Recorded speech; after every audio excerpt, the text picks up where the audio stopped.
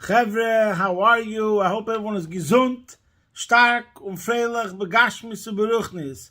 I hope everyone is healthy, strong and happy physically and spiritually. Today is Erev Shabbos Kodesh, Parshas Tzav, Shabbos HaGodel, and Sunday, Mirza Hashem Ubez, Hashem Yisbarach, is Yud Aleph Nissen, the Rebbe's Yom Heledes. So we have to speak about the connections of Parshas Tzav, the Rebbe, and Shabbos HaGodel. So we'll start as usual with a pasuk from the Rebbe's new kapitel, the first pasuk, and that will tell us what the focus is today. The lesson of the week. Shir Amaylos LeDavid, Samachti B'Imrim Li, Beis Adinoi Neilech. A song of the steps by David. I rejoice when they say to me, we shall go to the house of Hashem. Which basically you could say that this is also al derech the pasuk Achashalti Meis Hashem Shifti Beveis Hashem Kol Yemei Chayai. What's my request in life? What am I focused on? Where do I look at? What am I looking forward to? What makes me tick? Beis Hashem Neilech. That we're going soon to the house of Hashem. Over here, obviously, we're talking about the Beis HaMikdash, and Kapitel Kochav Beis is about the Beis HaMikdash and Yerushalayim, etc., etc. In any case, the idea is Shir HaMaylos, and we spoke many times that a song of ascent, going higher. Today we are going to speak about this idea of always striving for higher. And we'll also connect it to Pesach. Since my name is Baruch Kuli Yemen, and this coming week is also going to be Pesach, so we're now going to connect Parshas Tzav, the Rebbe's Yom Heledes, and Chag Pesach. So, we're also going to talk about what makes great leaders. Obviously, when we talk about the Rebbe is an unparalleled leader, and there's some unique quality that leaders have, tzaddikim have, rabbeim have. And we've spoken about this many times, similar to what it says about Yeshua, Ish asher ruach boi, a man of the spirit, sheyichal lalich neged ruchoi shel kol echad v'echad.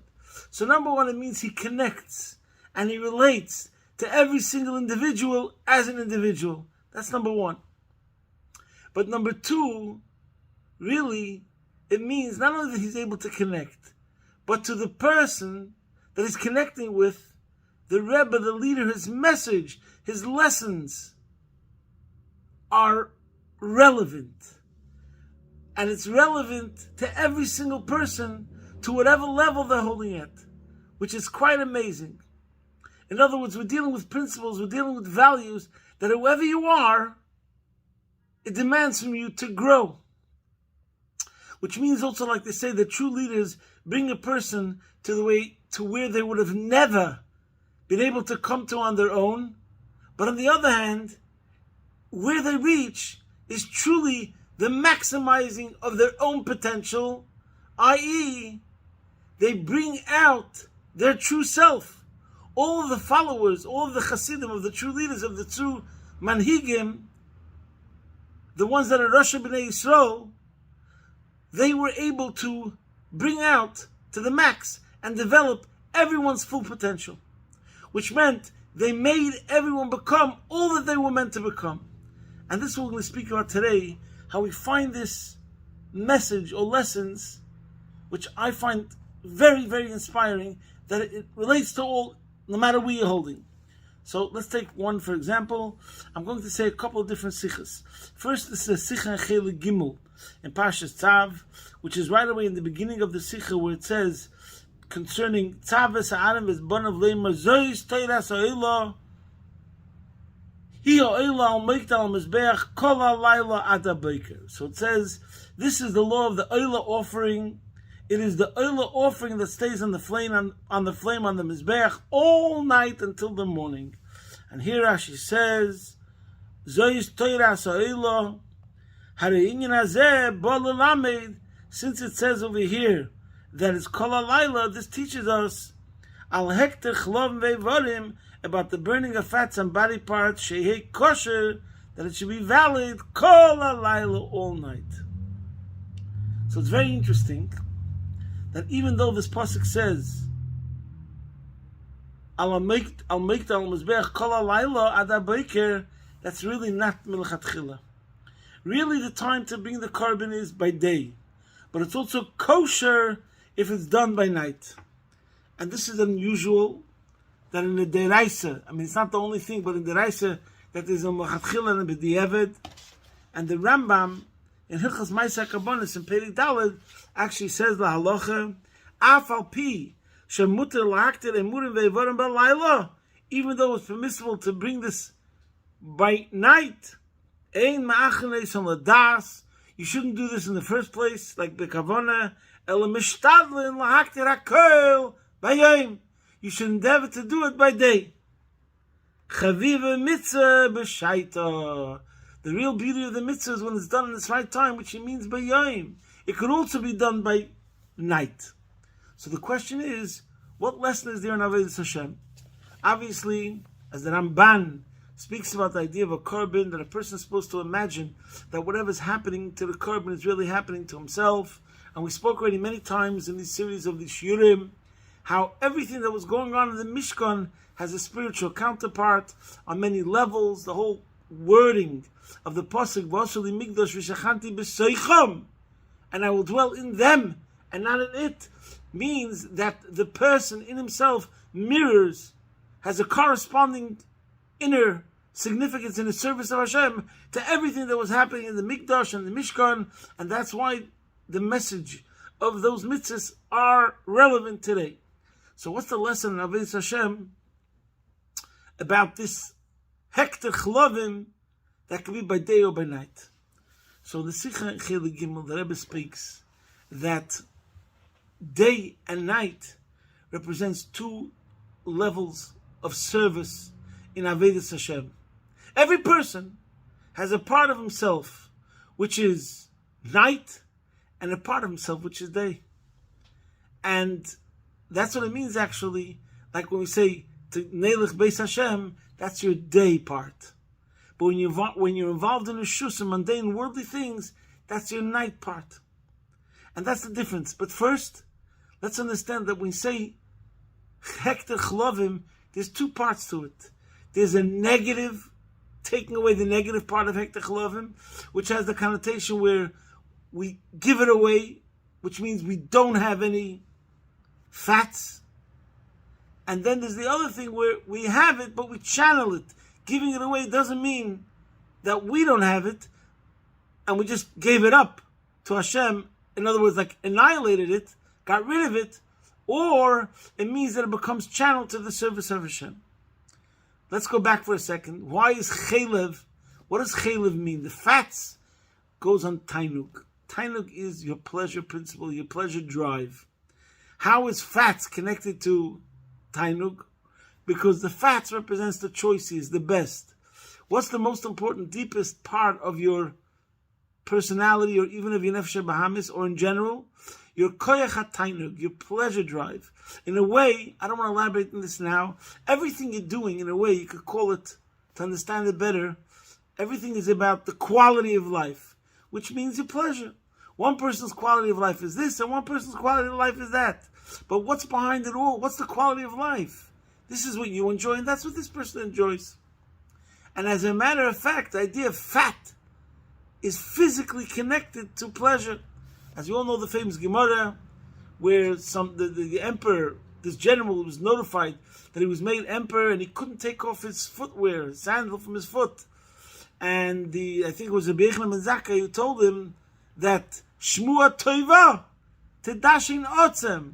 When you hear good tidings, which means something that touched a very, very deep level of pleasure, Shmua Toiva, good news, but good news that caused the release, it triggered, it stimulated, it aroused the most deepest, intense level of pleasure.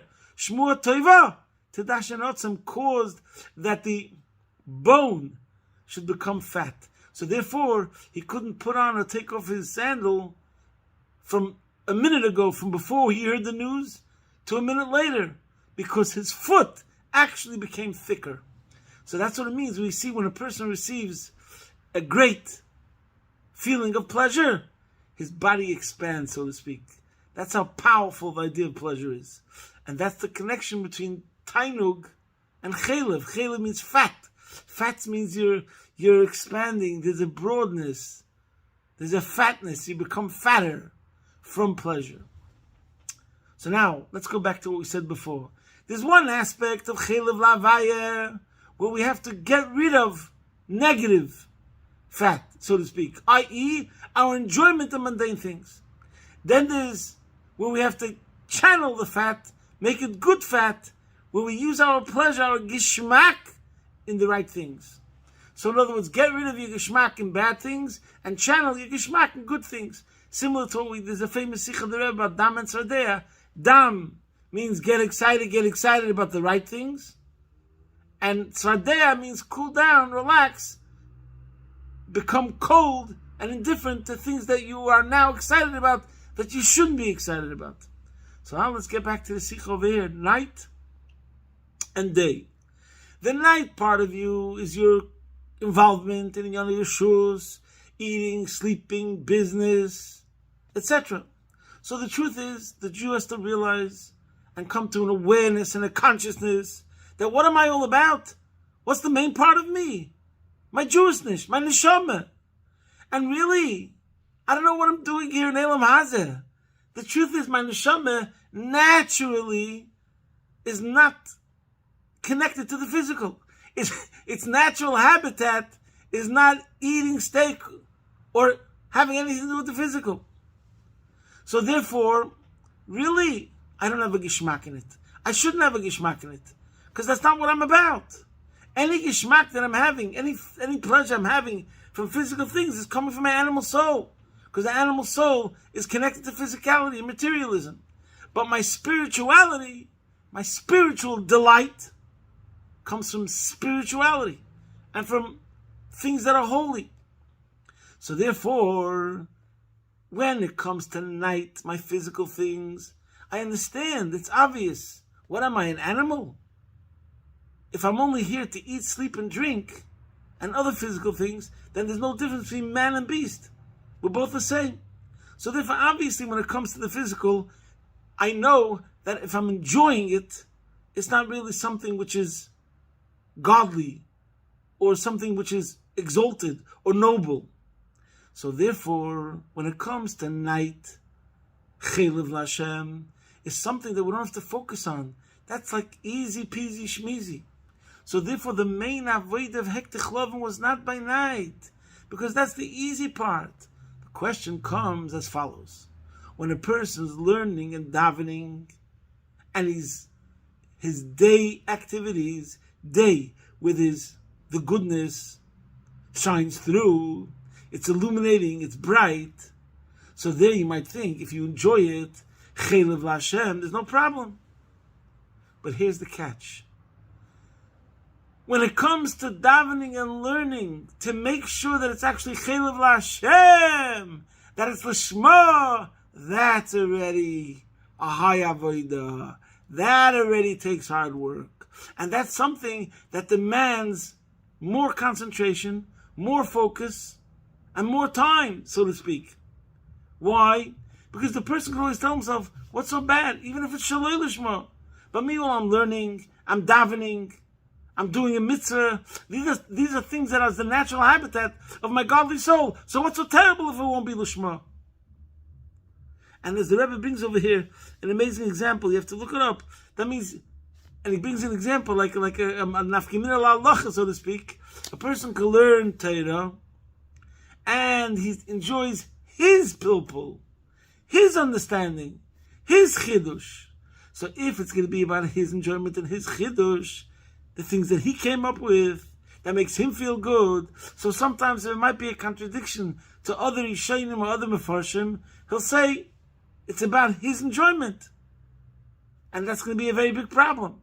But if when he's learning Torah and he's doing a mitzvah, it's not about his enjoyment, it's about chelev l'Hashem, that even the enjoyment that he has in the learning is because the Eibishter wants him to have an enjoyment for whatever reason, like we spoke many times, in order that the whole person should be involved. So that's something that a person has to always check his baggage. Like we say, examine your motives.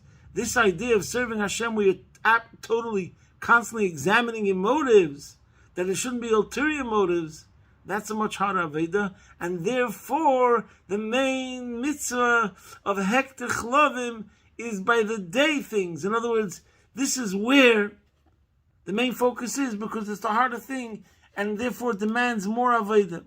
See over there, Chele Gimel. So what's beautiful about it? That the Rebbe takes the mitzvah and he explains this idea how something has to be for Hashem, either in this part of the day or in that part of the day, but it's always applicable. Chelev LaHashem. Now let's take another example from this Parsha, which we spoke already about before. It's one of my favorite sichos in Lekutei Sichos, that Lekutei Sichos Chelik Aleph. We're going to say it over briefly because we already spoke about this many times. Eish Tamid Tukal HaMizbeach Loi Sichba. Later on, in one of the first couple of psukim in the Parsha, it says the fire should burn always on the altar. Eish Tamid Tukal HaMizbeach, constantly. And the Rebbe brings from Yerushalmi that says Afilu B'tumah, Afilu B'Shabbos, Afilu B'Shabbos, Afilu B'tumah. We light this altar even on Shabbos, and even it seems like when the kohen is impure. So the Rebbe learns Pshat. What does it mean, Afilu B'Shabbos? Afilu B'Shabbos means Aliyah So'elamis. We're dealing with the elite, the spiritual elite, the intellectuals. Those people that are exalted. They are deeply meditative individuals, deep scholars, mystics. So he might think, what does Eish mean? Eish means a fire, a passion.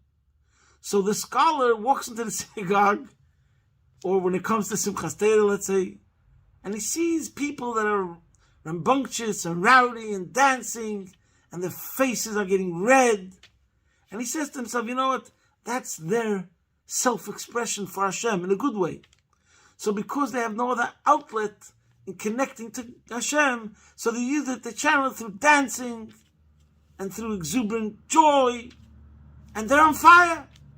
But me, the scholar, I connect to Hashem through learning, and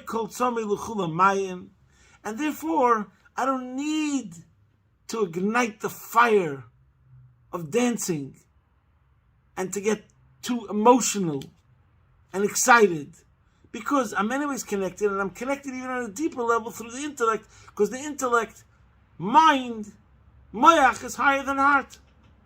So therefore the Rebbe says, this is the lesson of Eish Tamid Tukal Afilu B'Shabbos. Even if you're a Shabbos Jew, you're the intellectual, you're the deep mystic, even you have to be on fire. And what does it mean, Afilu B'Tumah? We have another sort of Jew. He's impure. He did every Aveir in the book. He's in the mud. He's teeth in the blotter. He's deep drowning in it, in the quicksand. And he thinks to himself, what connection do I have to holiness? What connection do I have to spirituality? How can I get excited about this? I know where I was last night. I know what I did yesterday. Who am I kidding? I should get excited about this. And the answer is, your true you is your excitement about this. And every Jew has a neshama, he has a spark, like the pilot flame. That's always there. So guess what? Take that pilot, that spark, and ignite it. And that's what it means, that no matter we may roam, you could always come back home. And mayim rabim leyuchlu lechabis es ha'ava. That fire, that spark that you have can never be extinguished. But now we want you to fan the flame. Take that small spark and make it a fiery flame. And that's the message. So we're talking to the highest of the high. He has to get excited and be on fire. A chassid is a shtick fire. And even the lowest of the low, he also has that message. You're not lost. You're not far gone. Take that spark that's there no matter what, and now make it a meidedika fire flame. So that's another example in this week's Parsha, how just like we have by Hekter Chlovim, we have the day part of you and the night part of you, and the night part of you is lower, and the day part of you is higher, and there's a different meaning behind the avoid in each one. The same thing we see by Eish Tamid Tukal HaMizbeach Lo Yisirbe. And now let's go to Pesach and Yetzias Mitzrayim. There's a Sikh from the Rebbe, I think it was Yiraf Nissen, Tavshem Mem Daled, where the Rebbe spoke a Sikha about that we find something very interesting about Yetzias Mitzrayim. I don't know if I spoke about this yet before, that there's one pasuk where it says that when did the Shibud end? Vayihi b'chatzi halayla. That was the total final. Shibud started, the real slavery started, was way before that.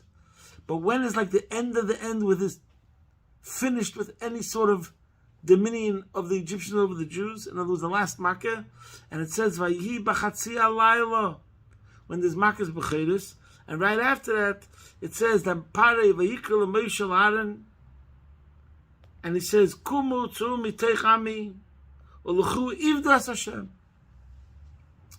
And when does that happen? B'chatzi halayla, midnight. And then 12 hours later, it seems, Vayihi be'etzam hayom hazeh yotzu kol tzivos Hashem me'eretz Mitzrayim. And then it says it was midday, and they went out of Mitzrayim. So the Rebbe asks, why is it so significant that in each case it says the exact moment, like it says Vayihi b'chatzi halayla, and then be'etzam hayom hazeh? Why is it so important that it should say the exact time? So on the words Vayihi be'etzam hayom hazeh, Rashi says, Magid shekivin she'egia ketz le'iklan hakodmokim keref ayin. So with the blink of an eye, since it came the exact moment, the exact second, that's when they were redeemed, not a second before. So that teaches you obviously a lesson, that when the time comes, then you'll be redeemed immediately. And that's important to know, because sometimes you can be in a situation in life where you're in a situation of limitations in a prison. You have to realize Yeshua's Hashem keref ayin, as they say. Hashem's salvation can come within a second. There can be a complete reversal. But now let's talk about an Avodas Hashem. The Rebbe gives a tremendous lesson. What does it mean b'chatzi halayla? And what does it mean be'etzam hayom? It was the best of times and the worst of times. Each one, whatever situation you find yourself in the worst of times and the darkest of the dark. That's what it means b'chatzi halayla. When it's the worst of times, sometimes people are in situations in life where they don't see a way out. I've experienced such moments. Maybe should help that no one should experience such moments, where you feel all four walls closing in on you. From all sides, things are crashing, things are falling. And it's the darkest of the dark, the bleakest of the bleak, the lowest of the lowest. Comes the message that even at that very moment, which also means in Avodas Hashem, I was talking physical situations in life, in areas of Bani Chaya Mezoni, but the same thing is in Ruchnis. You could have a Jew. I've read stories of Jews that were about to convert, and they were in the cloister, Rahman al-San. And at that very moment, before they were ready to convert and get married, they just ran away. It's not made up stories. I know some of these people, that they were gurus for years, and they left everything, they abandoned Judaism, and they had a journey to the bottom of the center of the earth, like they say. Journeys that you cannot imagine, that only a Jew, a Nefesh Elikis with special koiches, could end up in such journeys. And they're going further and further and further away, it seems. And guess what? They also have to know, b'chatzi halayla, no matter where you are, no matter how dark it is, no matter how thick is the darkness, no matter how low you are, you can break out of that. Yetzias Mitzrayim.